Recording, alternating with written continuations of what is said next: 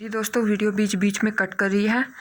तो इसमें पूछा था वेद भाष्य पुस्तक के रचयिता कौन है। वो हैं दयानंद सरस्वती। दयानंद सरस्वती की 3 पुस्तकें हैं, सत्यार्थ प्रकाश, वेद भाष्य और वेद भाष्य भूमिका। वेद भाष्य भूमिका, वेद भाष्य भूमिका, ये 2 रचनाएं हैं स्वामी दयानंद सरस्वती की। उसके बाद अगर हम बात करें महादेव देसाई, ये महादेव देसाई कौन थे? ये महात्मा गांधी के प्राइवेट सेक्रेटरी थे। महादेव देसाई प्राइवेट सेक्रेटरी थे गांधी जी के, महात्मा गांधी के प्राइवेट सेक्रेटरी थे। राजा राम मोहन राय, जिन्होंने ब्रह्म समाज की स्थापना की थी 1828 ईस्वी में। और गोपाल कृष्ण गोखले, गोपाल कृष्ण गोखले से क्वेश्चन आता है कि जो गोपाल कृष्ण गोखले हैं वो महात्मा गांधी जी के राजनीतिक गुरु थे। महात्मा गांधी जी के राजनीतिक गुरु थे गोपाल कृष्ण गोखले, और गोपाल कृष्ण गोखले के राजनीतिक गुरु थे एम.जी. रानाडे। और इनका जो दयानंद सरस्वती है उनका मूल नाम पूछ लिया जाता है कई बार, मूल शंकर, बचपन का नाम मूल शंकर। दयानंद सरस्वती का मूल नाम या बचपन का नाम था मूल शंकर। और एक और क्वेश्चन आता है servants of Indian society, servants of Indian society की स्थापना पूछी जाती है, किसने की थी? वो की थी गोपाल कृष्ण गोखले ने। सर्वेंट्स ऑफ इंडियन सोसाइटी की स्थापना की थी। और एक और क्वेश्चन आता है स्वराज शब्द, जो स्वराज शब्द किसने दिया था? स्वराज शब्द है ये जो दिया किसने था? ये दिया था दयानंद सरस्वती ने। स्वराज शब्द दिया था दयानंद सरस्वती ने। और आगे हम नेक्स्ट क्वेश्चन की बात करेंगे। हमारे पास अगला क्वेश्चन है, question number 13। The mother of Indian revolution, भारतीय जो क्रांति है उसकी माता किसको कहा जाता है? ये कहा जाता है मैडम भीकाजी कामा को। मैडम भीकाजी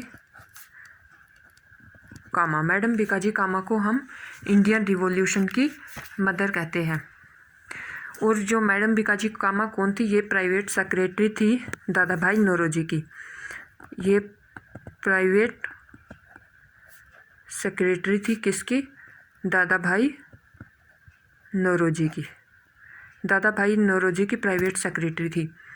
और दादा भाई नौरोजी को, जिसको हम ग्रांड ओल्ड मैन के नाम से जानते हैं, इन्होंने सबसे पहले नेशनल इनकम का कंसेप्ट दिया था और ड्रेन ऑफ वेल्थ की थ्योरी दी थी कि ये जो अंग्रेज़ लोग हैं ये भारत से धन को खींच रहे हैं, और नेशनल इनकम का कंसेप्ट दिया था। नेशनल इनकम होती क्या है? नेशनल इनकम होती है NNP एट फैक्टर कोस्ट,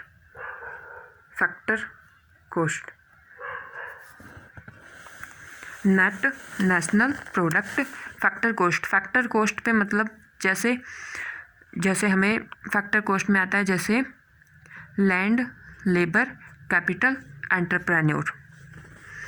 और नेक्स्ट क्वेश्चन है विज्ञान के 2 अलग अलग विषयों में नोबेल पुरस्कार विजेता पाने वाली कौन थी? विज्ञान के 2 अलग अलग विषयों में नोबेल पुरस्कार विजेता कौन थी? वो थी मैडम क्यूरी।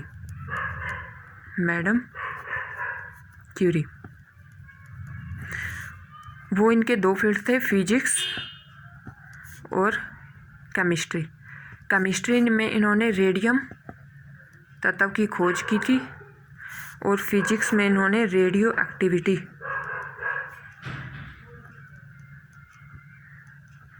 के बारे में बताया था। रेडियो एक्टिविटी में 3 लोग शामिल थे, हेनरी बैक्यूरेल, मैडम क्यूरी और पैरी क्यूरी। इसमें ये 3 लोग शामिल थे रेडियो एक्टिविटी में। अब बात करते हैं रेडियो एक्टिविटी सब्सटेंस कौन से होते हैं। रेडियो एक्टिविटी सब्सटेंस हम उनको कहते हैं जिनसे अल्फ़ा, बीटा और गामा ये तीनों रे निकलती है और इनमें क्वेश्चन आता है सबसे एंड में गामा रे निकलती है। और इस रेडियो एक्टिविटी की प्रोसेस में जो सबसे बाद में जो प्रोडक्ट बचता है वो लेड बचता है, लेड। और लेड किसका और होता है? गैलीना का। लेड और होता है गैलीना का। और इस पूरी प्रोसेस को हम रेडियो एक्टिविटी प्रोसेस बोलते हैं। नेक्स्ट क्वेश्चन है, एक बिल की अवधि कितनी होती है?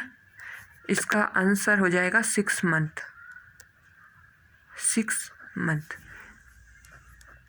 एक बिल की अवधि होती है 6 मंथ।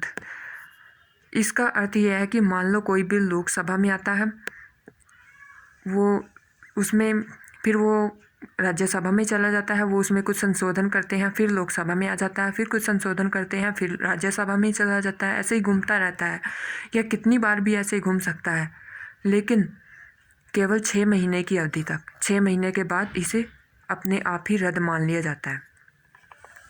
ठीक है। और नेक्स्ट क्वेश्चन है, हमारे संविधान में मूल कर्तव्य किस कमेटी की सिफारिश पर जोड़े गए थे? मूल कर्तव्य हमारे संविधान में शुरू से ही नहीं थे। तो क्वेश्चन ये है कि ये किस कमेटी की सिफारिश पर जोड़े गए थे? तो वो थी स्वर्ण सिंह कमेटी।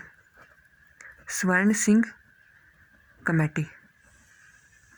स्वर्ण सिंह कमेटी की सिफारिश पर जोड़े गए थे। कब जोड़े गए थे ये? 42वां संशोधन। ये जोड़े गए थे 42वां संशोधन 1976 में। 42वां संशोधन 1976 में 10 मूल कर्तव्य जोड़े गए थे। और इस 42वां संशोधन 1976 को हम मिनी कॉन्स्टिट्यूएंट कहते हैं, भारत का मिनी कॉन्स्टिट्यूएंट, क्योंकि इसमें बहुत सारी चीज़ें एक साथ जोड़ी गई थी इसी में ये। और यही ऐसा एक संशोधन है जो कि प्रस्तावना में भी हुआ था। प्रस्तावना में केवल एक ही बार संशोधन हुआ है, वो था 42वां संशोधन 1976। इसके द्वारा हमारी प्रस्तावना में 3 शब्द जोड़े गए थे,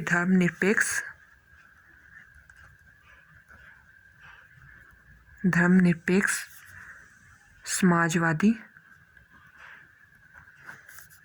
और अखंडता। नेक्स्ट क्वेश्चन है, संसद की अनुमान समिति जो एस्टिमेट कमेटी होती है उसमें कितने सदस्य होते हैं? तो उसमें होते हैं 30 सदस्य। ये जो 30 के 30 सदस्य होते हैं ये लोकसभा से होते हैं, लोकसभा से। और इसके बाद बात करते हैं एक और कमेटी की जिसको हम बोलते हैं लोक लेखा committee, public account committee. Public account committee. जो अनुमान समिति है और पब्लिक अकाउंट कमेटी है, इन दोनों कमेटियों को मिलकर इन दोनों को हम सिस्टर बोलते हैं आपस में, सिस्टर। ये क्वेश्चन एग्जाम में कई बार आता है, किन 2 कमेटी को सिस्टर बोल जाता है? एस्टिमेट और पब्लिक अकाउंट कमेटी। ये पब्लिक अकाउंट कमेटी में 22 मेंबर होते हैं, 17 होते हैं लोकसभा से, 5 होते हैं राज्यसभा से। ठीक है। और ये कमेटी करती क्या है? ये जो कैग की रिपोर्ट होती है ना, उसको पब्लिश करती है।